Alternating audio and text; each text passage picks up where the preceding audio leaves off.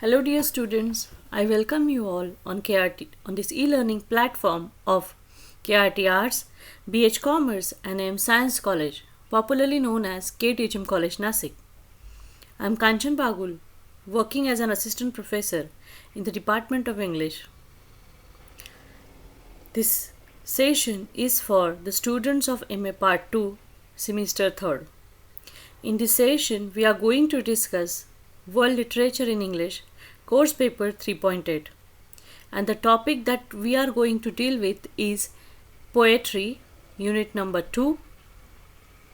Specifically, General Prologue written by Geoffrey Chaucer. This is the Part 1. The objectives of this video sessions are to make the students know more about Geoffrey Chaucer, to make the students understand the socio-cultural background of General Prologue. Let us discuss the learning outcomes of this video session. At the end of this session, students will be able to know the importance of Geoffrey Chaucer as a pioneer of English literature, the role of Canterbury Tales in the development of English literature. Following points we are going to discuss in this video session. The first one is we are going to discuss about Geoffrey Chaucer. We are going to discuss socio-cultural background of 15th century.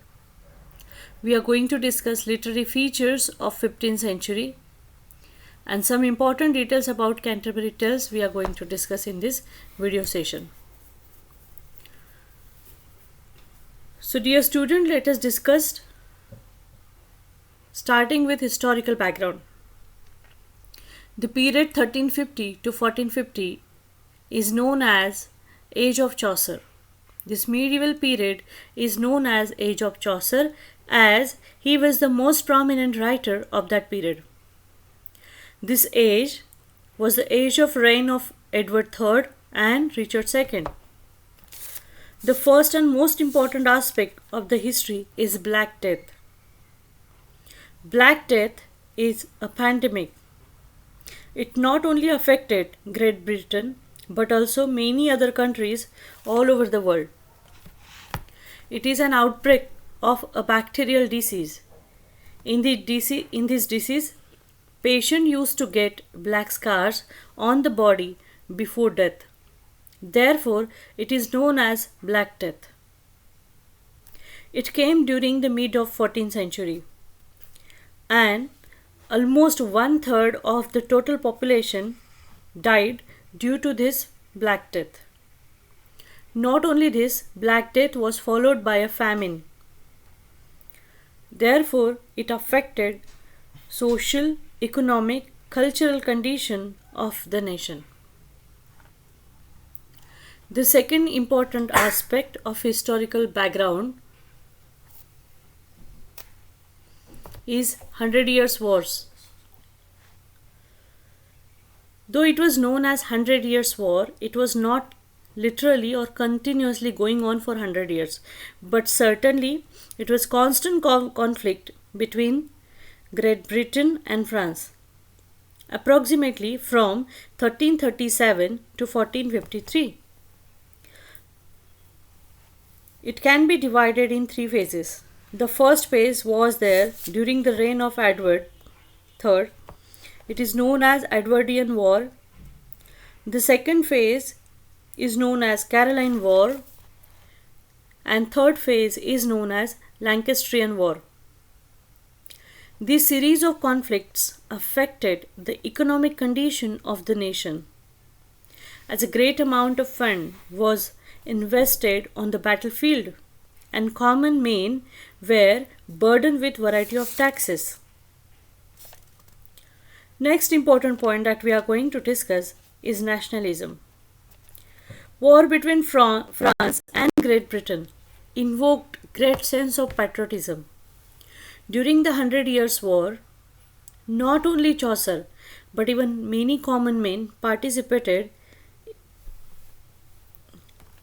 on the battlefield. In one of the battle, the ordinary bowmen played vital role and helped to win the war. Great affinity towards the nation was developed during this period. The next point that we are going to discuss is peasants' revolt.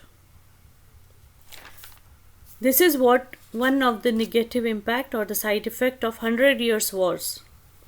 Peasants' revolt is also known as Wat Tyler's rebel.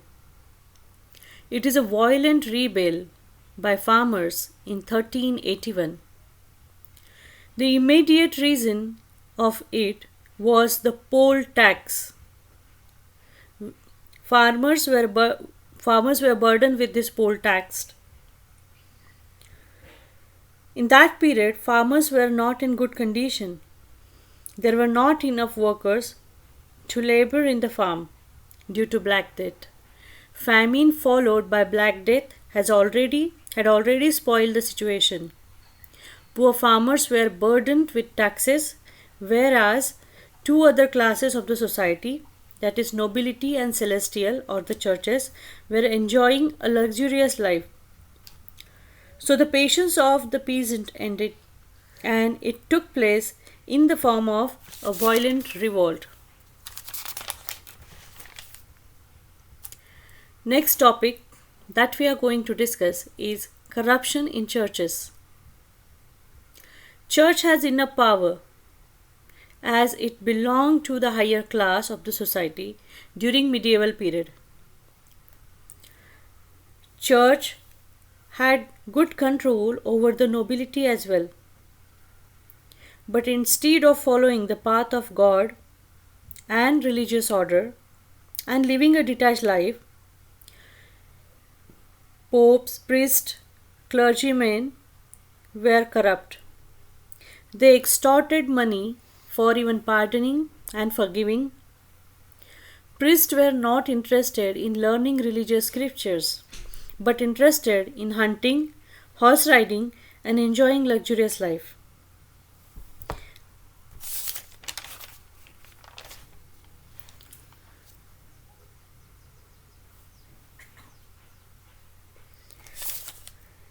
The next point that we are going to discuss, that is what the Reformation movement.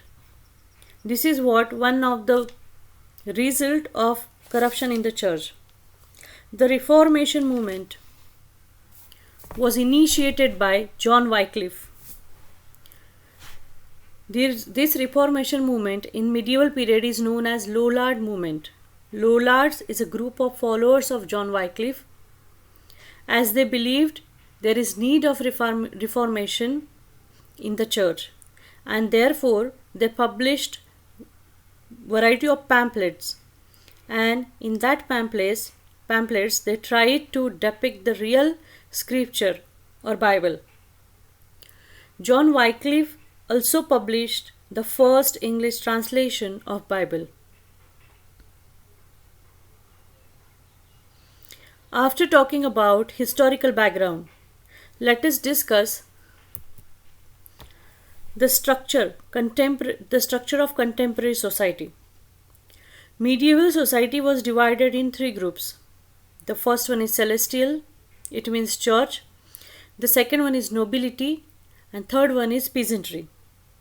Celestial is a group of people from church, maybe priest, father, clergymen. As we discussed before, they had enough powers. They also had great control over the court. And rather than living detached life, they were enjoying comfortable and cozy life. The second group of society is nobility. It includes all courtly people like knights and squires. Church and nobility, these two groups belongs to higher class aristocrat society. And the next group that what we are going to discuss is peasantry. It's a group of poor peasants, farmers, who were the major source of who provided fund for the luxury of other two groups. This group was overburdened with taxes to satiate the greed of aristocrats. One more important thing that need to be discussed while talking about the structure of medieval society, this era has witnessed the rise of middle class. As along with farming, some of the farmers started doing animal farming, animal husbandry, and at the same time there was rise of trade and commerce. So many people got started earning money and they were elevated from the position of peasantry and they were able to live a better life. So this new class is known as middle class. General prologue reflects the contemporary society.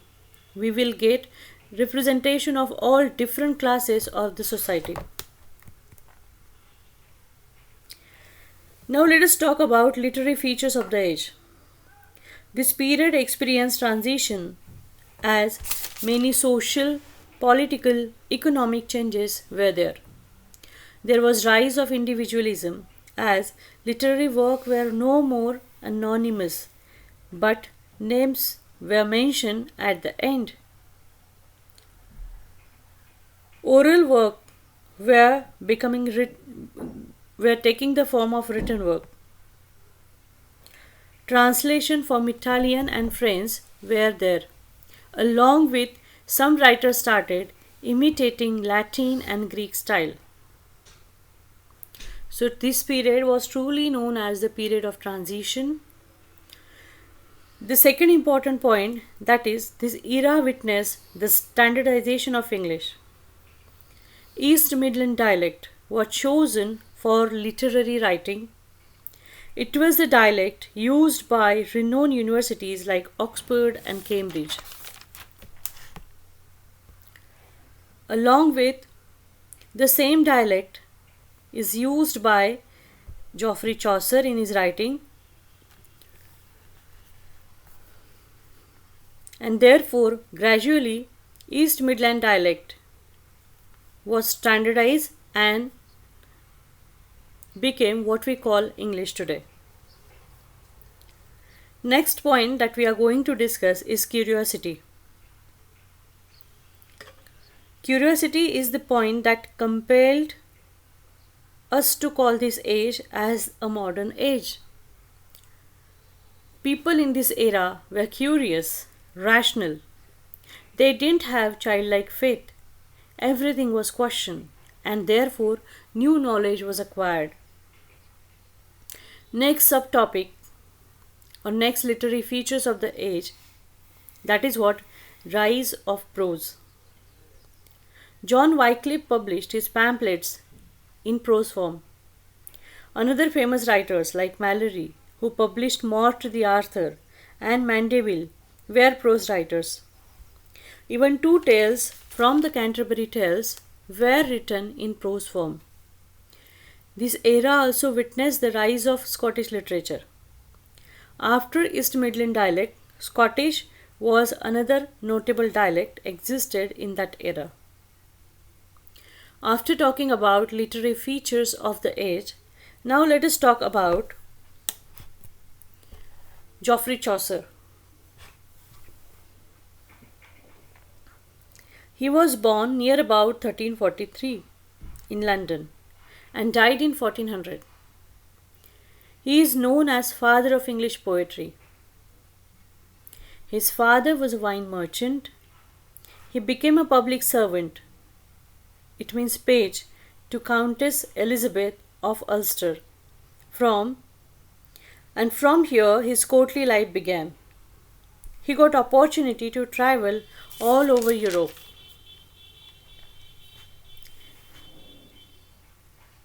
He had visited many places and lived there for a long time as he was on many diplomatic missions. He had been to Flanders, Spain, Italy, and many other European countries. Due to his close acquaintance with John of Gaunt, he was sent on many diplomatic missions. And this journey allowed him to observe variety of people, to explore their manners, their culture. These all knowledge was reflected in his literary work. He was also a well-read man, as he had read Boccaccio, Dante. Now let us talk about, along with that, he got married to Philippa, the one who belongs to an aristocrat society, in 1366.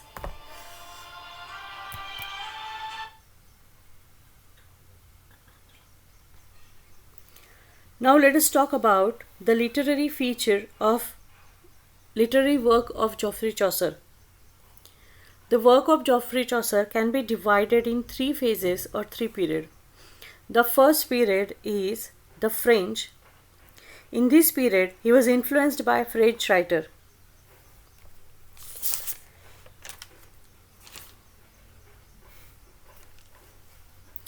In this period, he published his famous work, that is Roman de la Rose.